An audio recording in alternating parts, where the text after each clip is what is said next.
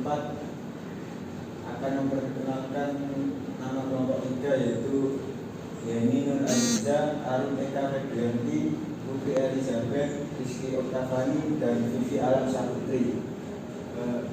Saya akan kembalikan ke kelompok penyaji. Terima kasih. Assalamualaikum warahmatullahi wabarakatuh.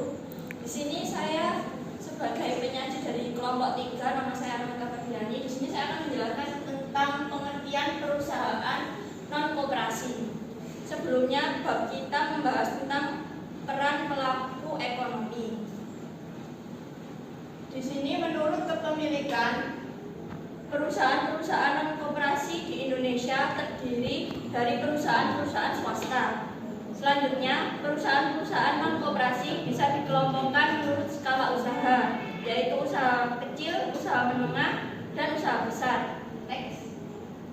Contoh dari usaha kecil, besar, dan menengah adalah usaha kecil, contohnya adalah warung kopi, terus pangkas rambut.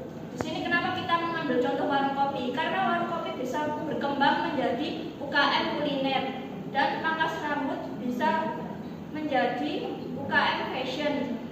Kemudian dari contoh usaha besarnya, yaitu usaha franchise minuman. Next. Perbedaan perusahaan non koperasi dan koperasi. Di sini kita hanya mengambil 3 perbedaan dari masing-masing yang ada di makalah kami sebelumnya. Yang pertama adalah anggota koperasi sebagai pemilik sekaligus sebagai pelanggan dari koperasi, sementara di badan usaha lain pemilik bukan konsumen dari usahanya. Yang kedua, keputusan koperasi. Keputusan berdasarkan satu orang satu suara. Sedangkan badan usaha lainnya pengambilan keputusan berdasarkan pada kepemilikan mayoritas. Yang ketiga, hasil usaha koperasi disebut SHU. Sedangkan badan usaha lainnya hasil operasi disebut profit, yang dimana bisa dikatakan laba tidak sama dengan SHU. Baik, saya akan menjelaskan slide berikutnya. Pengertian Badan Usaha Milik Negara atau BUMN. Sesuai dengan UU Nomor 19 Tahun 2003, BUMN adalah badan usaha yang seluruh atau sebagian besar modalnya dimiliki oleh negara melalui penyertaan secara langsung berasal dari kekayaan negara yang didesakkan. Pada sistem ekonomi kerakyatan, BUMN ikut berperan dalam menghasilkan barang atau jasa yang diperlukan dalam rangka mewujudkan sebesar-besarnya kemakmuran rakyat. Next. Berdasarkan UU RI Nomor 9 Tahun 1969, perusahaan negara digolongkan menjadi 3 jenis, yaitu yang pertama, perusahaan jawatan atau perjan, bertujuan untuk melayani masyarakat. Yang kedua, pimpinan dan karyawan berstatus sipil. Yang ketiga, merupakan bagian dari departemen pemerintah. Selanjutnya, perusahaan umum atau PERU, bertujuan melayani kepentingan umum tapi diperbolehkan untuk mencari laba dengan prinsip kerja efisien dan efektivitas. Berstatus badan hukum yang diatur berdasarkan UU. Perusahaan perseroan atau persero, tujuannya lebih besar atau dominan untuk mencari laba, biasanya berbentuk PT, sebagian besar modal milik pemerintah berbentuk saham. Ciri-ciri BUMN.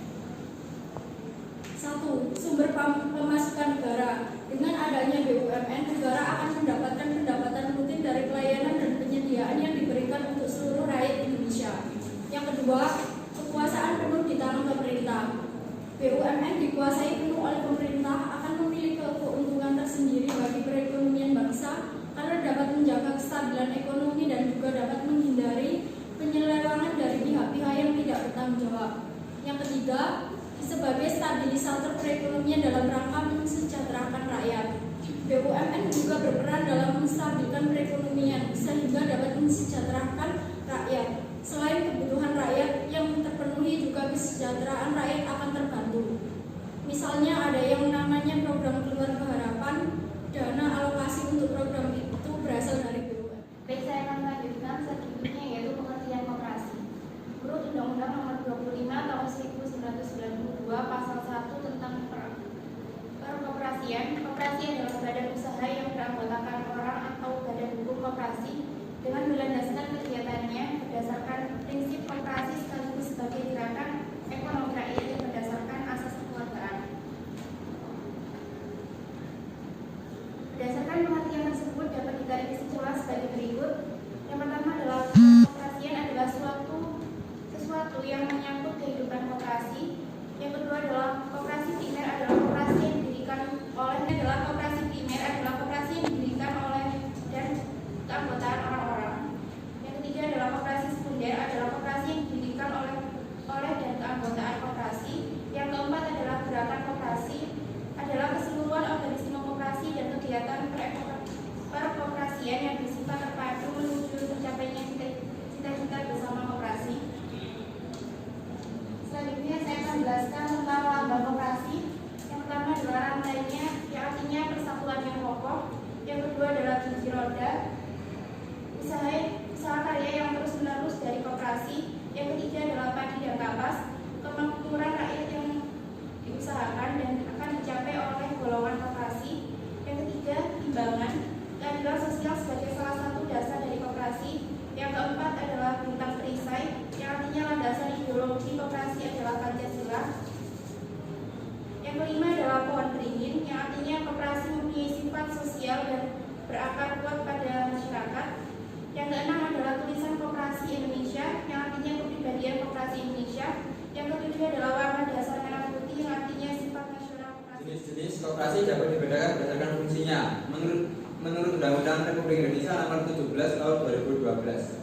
Koperasi jasa. Koperasi jasa adalah jenis koperasi yang kegiatannya fokus pada layanan atau jasa kepada para anggota koperasi dan masyarakat. Beberapa contoh layanan yang disediakan oleh koperasi jasa adalah jasa angkutan dan jasa asuransi. Koperasi simpan pinjam. Koperasi simpan pinjam dibentuk untuk mengakomodasi kegiatan simpan pinjam bagi para anggota. Anggota koperasi dapat meminjam dana dalam jangka pendek kepada koperasi dengan syarat yang mudah dan bunga yang rendah. Ciri-ciri koperasi. Ciri-ciri koperasi meliputi koperasi mempunyai bentuk badan hukum. Penanggung jawab koperasi adalah pengurus, sifat sukarela pada keanggotaannya, dan rapat anggota merupakan kekuasaan tertinggi dalam koperasi. Perbedaan BUMN non koperasi dan koperasi. BUMN, pemilik modal mayoritas adalah negara. Bidang usahanya sektor-sektor yang vital dan strategis. Kekuasaan tertinggi adalah pemerintah. Non koperasi, pemilik modal adalah individu atau kelompok. Bidang usahanya tidak menguasai hajat hidup orang banyak. Kekuasaan tertinggi dipegang oleh pemegang saham. Dan yang terakhir koperasi. Koperasi pemilik modal adalah seluruh anggota koperasi. Bidang usahanya sesuai dengan kebutuhan anggota koperasi, dan kekuasaan tertinggi dalam koperasi adalah rapat anggota atau RA. Peran perusahaan dan koperasi. Peran yang diberikan dalam perekonomian Indonesia yaitu 1. Membantu meningkatkan produksi nasional. 2. Menciptakan kesempatan dan lapangan kerja baru. 3. Membantu pemerintah dalam usaha pemerataan pendapatan. 4. Membantu pemerintah mengurangi pengangguran. 5. Menambah sumber devisa bagi pemerintah. 6. Meningkatkan sumber pendapatan negara melalui pajak. 7. Membantu pemerintah memakmurkan bangsa. Peran BUMN. BUMN diharapkan mendapatkan pengelolaan dan menggunakan cabang-cabang produksi yang vital untuk memenuhi kebutuhan masyarakat secara maksimal demi tercapainya kesejahteraan dan kemakmuran rakyat pada umumnya. Pemerintah melalui perusahaan negara atau BUMN dapat melayani masyarakat secara maksimal. Perusahaan negara atau BUMN diharapkan menjadi salah satu sumber pendapatan negara yang berasal dari pendapatan non pajak. BUMN diharapkan dapat menyediakan lapangan kerja sehingga dapat membantu mengatasi pengangguran. BUMN yang melakukan kegiatan ekspor impor dapat menambah penghasilan devisa bagi negara. BUMN diharapkan dapat mempercepat pertumbuhan ekonomi nasional. Peran koperasi. 1. Berupaya secara aktif mempertinggi kualitas hidup anggota dan masyarakat. 2. Berupaya mengembangkan daya usaha baik sebagai perseorangan dan warga masyarakat. 3. Memperkokoh perekonomian rakyat sebagai dasar kekuatan dan ketahanan perekonomian nasional dengan koperasi sebagai saka gurunya. 4. Koperasi dapat berperan sebagai badan usaha ekonomi yang mampu menciptakan lapangan kerja. Kesimpulan dari kelompok 3 adalah pelaku ekonomi dan pemerintah sama-sama memiliki peran yang sangat penting dalam pembangunan perekonomian di Indonesia untuk mewujudkan kesejahteraan bersama segenap masyarakat Indonesia yang merata hingga ke pelosok. Demikian presentasi dari kelompok 3. Wassalamualaikum.